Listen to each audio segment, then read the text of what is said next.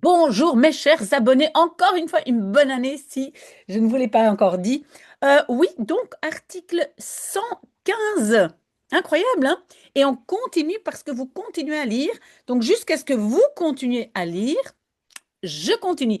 Et donc aujourd'hui, c'est un article qui n'est pas très long, pourtant j'ai quand même trouvé pas mal de vocabulaire. Oui, et donc j'ai dû chercher longtemps parce que, vous le savez, les médias pour l'instant sont remplis de ce qui s'est passé en Suisse. Très très grave. Et donc je n'ai pas voulu prendre un article qui va plomber un peu on va dire l'ambiance. Et donc j'ai trouvé un petit article qui est quand même, je trouve, très très positif. Et donc j'ai donné le titre Muntpunt. Et ceux qui sont de Bruxelles savent probablement ce que c'est Muntpunt. Munt, c'est la monnaie. Et donc, c'est place de la monnaie. Il y a aussi l'opéra, hein, pour ceux qui connaissent un peu Bruxelles. Et Punt, c'est le point. Donc, c'est un point de rencontre. C'est en fait une grande bibliothèque où on donne aussi beaucoup d'informations. C'est un point de rencontre. Donc, voilà, l'article est ici. Je vais peut-être cliquer dessus. Voilà, ici, vous voyez, ça, c'est Muntpunt. C'est comme une très grande bibliothèque. Vous pouvez toujours cliquer sur le lien pour voir l'article. Alors, le titre c'est Schermvrije jeugdbib. Donc, et j'ai coupé en morceaux parce qu'il y a beaucoup d'informations dedans. Scherm, c'est les écrans. Et donc, vrij, quand on le colle à un substantif, ça veut dire libre d'écran. Mais donc, en néerlandais, on commence toujours par la droite. Donc, bib, c'est la bibliothèque de jeunesse libre d'écran, ça veut dire sans écran. Alors, j'ai mis dans le vocabulaire bip, parce qu'en néerlandais, tout le monde dit de bip. Ik ga naar de bip. Je pense en français, c'est plutôt bibli, hein. J'entends mes enfants qui parlent, je vais en bibli. Mais en néerlandais, c'est bip. Jeugd, ben, on colle devant le substantif pour dire de jeunesse, hein. Jeugdbibliothèque. Et alors, donc, libre d'écran. Et j'ai mis les quatre mots, scherm, vrije jeugd et bip, dans le vocabulaire. Et donc, une bibliothèque de jeunesse sans écran. Et, ah, mais je n'ai pas mis extra en bleu parce que j'ai mis aussi extra. Et extra, en néerlandais, ça ne veut pas dire que c'est fantastique, merveilleux. Non, non, extra, ça veut dire supplémentaire. Donc, alors on a aussi le mot Oefenkansen. Oui, ça va nous prendre déjà 10 minutes pour analyser le titre.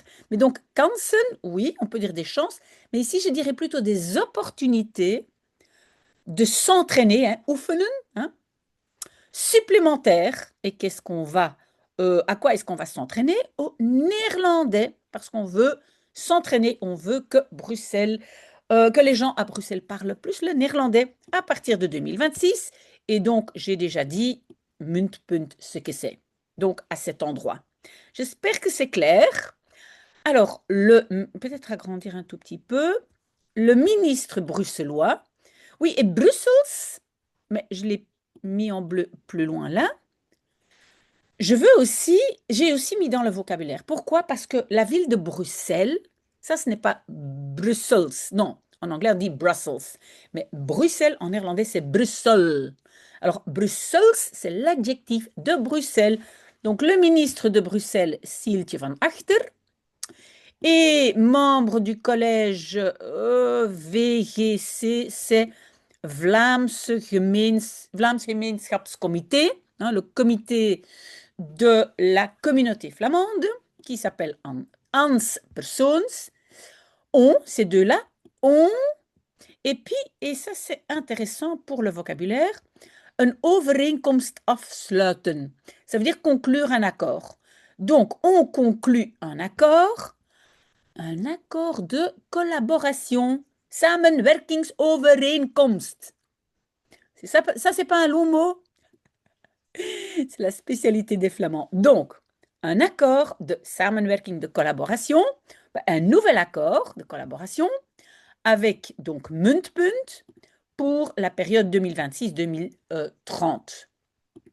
Cet accord, et on a le verbe brengt met zich mee, c'est un peu comme entraîne avec soi, hein, donc implique ou oui, entraîne des changements, de différents changements. pour la bibliothèque bruxelloise. Et vous avez vu ici, Brusselse, c'est l'adjectif, hein. Ainsi, ils arrivent, hein, ils arrivent, oui. Qu'est-ce qui arrive? Des campagnes jaarlijks annuelles et des activités accessibles, donc komen er, hein, arrivent. Alors maintenant, je dois dire un petit mot sur laagdrempelig. Drempel, c'est seuil, hein.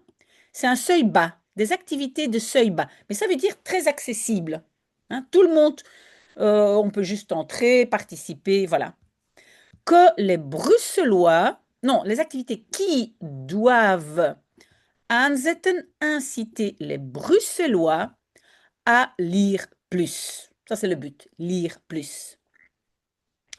Alors, pourquoi j'ai mis aanzetten aussi dans le vocabulaire? Parce que si aanzetten, inciter à, est suivi d'un verbe, c'est om te. Hein?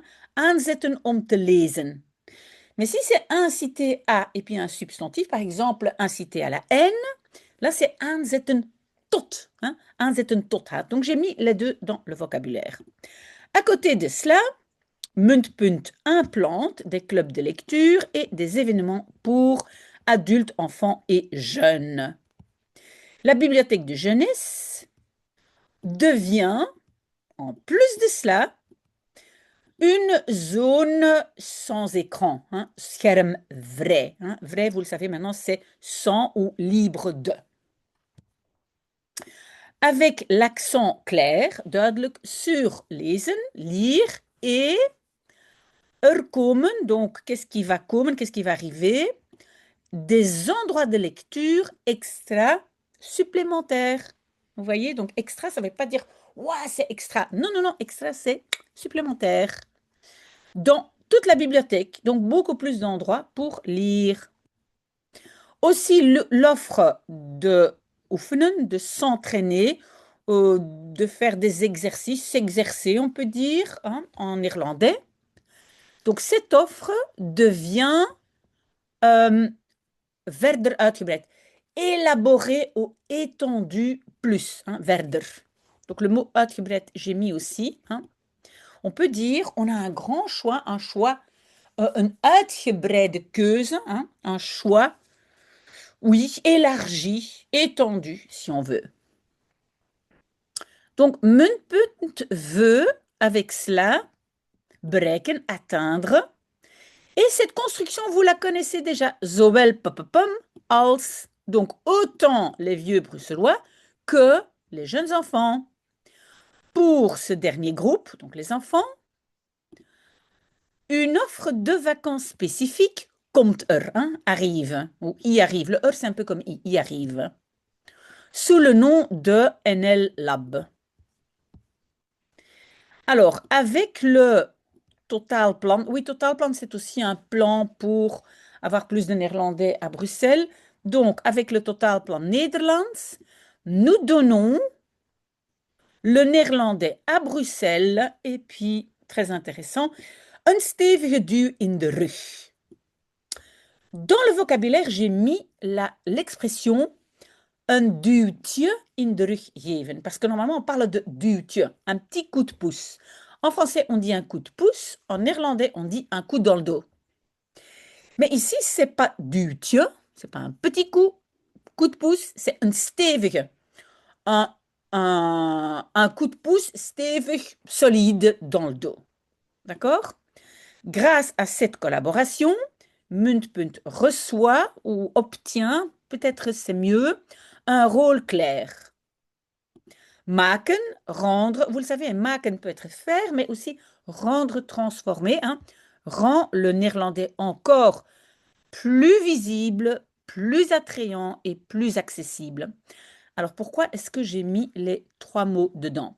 D'abord, vous voyez que zichtbaar, hein, visible, se termine par R. Quand ça se termine par R, on rajoute der.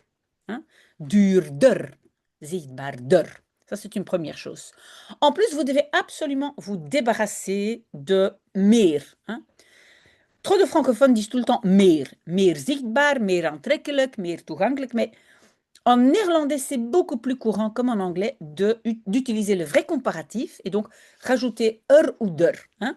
Donc, Plus visible, zichtbaarder. Plus attrayant, aantrekkelijker. Plus accessible, toegankelijker. Pour tout le monde dans notre capitale, dit la ministre Van Achter dans un communiqué de presse.